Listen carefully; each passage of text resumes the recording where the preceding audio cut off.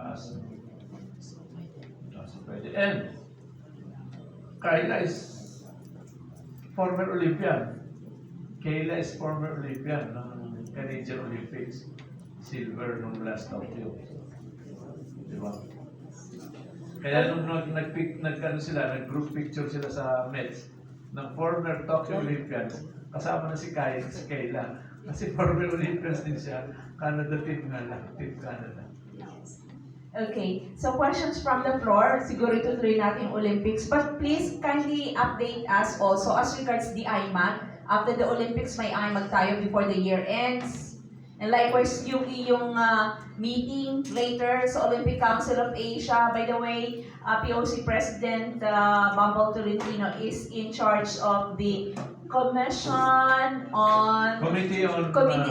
I'm the chairman of the Committee on Constitution sa OCA. Yes. So, medyo mabigat at mataas din ang question. Kaya yung hati-hati yung brain, yung 1/4, dalawang 1/4, hinati mo sa IMAG at saka sa OCA muna. All the rest nasa Olympics na.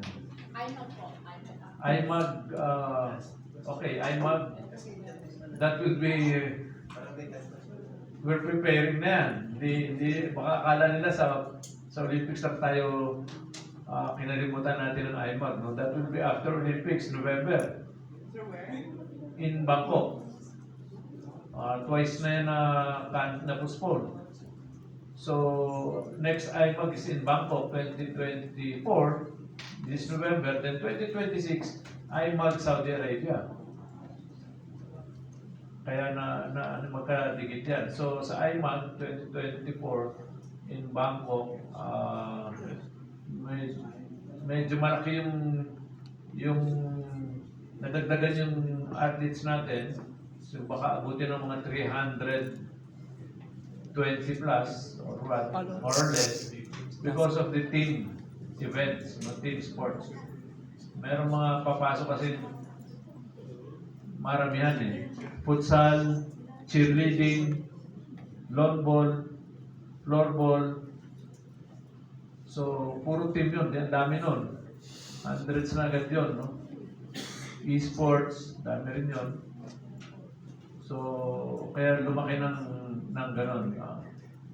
Mahirap din yung IMAG. Remember, last IMAG, 2 golds lang tayo. 2 golds lang po tayo nun sa pag ginawa to doon sa ano? Thailand. No, last IMAG. Doon sa Asbat. Asgabat. Turkmenistan. 2 golds lang tayo nun. From Jiu-Jitsu. Correct? So, mabigat yun kasi Asia din ang kalaban mo doon, of course.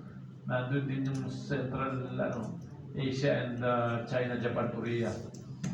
How about sa selection po? How about po sa selection process po ng mga pipili po para dito sa IMAG? Kamusta ang pakikipag-ugnayan with the NSAs?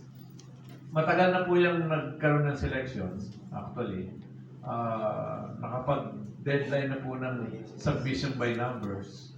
So, malapit na ang deadline ng submission by names. Kaya, almost kasado na yan, IMAG. No? So, hopefully, yung iba from Olympics, pupunta rin ng IMAG. Definitely, pupunta ng IMAG yan. Sina AJ, pupunta ng IMAG yan. Swimming po. Aquatics, pupunta ng IMAG dyan. Weightlifters, pupunta yan dyan. So, ibang story na itong IMAG na to. Diba? Mas, yung 2 golds, ano yun? Kaya ng tabunan ng Jiu-Jitsu yun eh. Plus all others pa. Okay. May meeting pa mamaya-maya sa Olympic Council of Asia si Kong Bumble. Kaya maaga natin siyang papakawalan dito sa ating regular PSA forum. Please, parting shots po natin sa buong sambayanan, Pilipinas. Ang mensahe mo as you know, Team Philippines compete 100th participation of the country at the Olympic Games. Yung meeting ko po mamaya sa OCA is amendment of bylaws. So I will be presenting it to the executive board. Ganun po kabigat nun. So tayo po yung chairman ng constitution ng Olympic Council of Asia. Hindi ko na in-announce noon na I was appointed as chairman ng Constitutional Commission ng Olympic Council of Asia. Then, of course, sa Olympics, paraan ba, hindi ka na makatulog, sabi no, talagang hindi na natutulog. No? We are very, very excited na. Almost a week. Di ba? 1 week na lang halos. Di ba? Nandun na tayo. We're preparing for the opening. Then, wala na. Ano na tayo nun? Floating na. Talagang hindi mo na malaman ng direction. But, of course,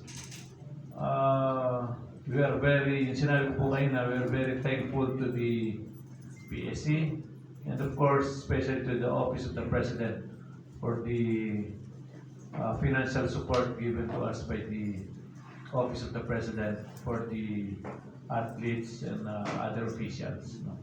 Para naman hindi sila mag-alala sa mga financial woes nila sa while in France.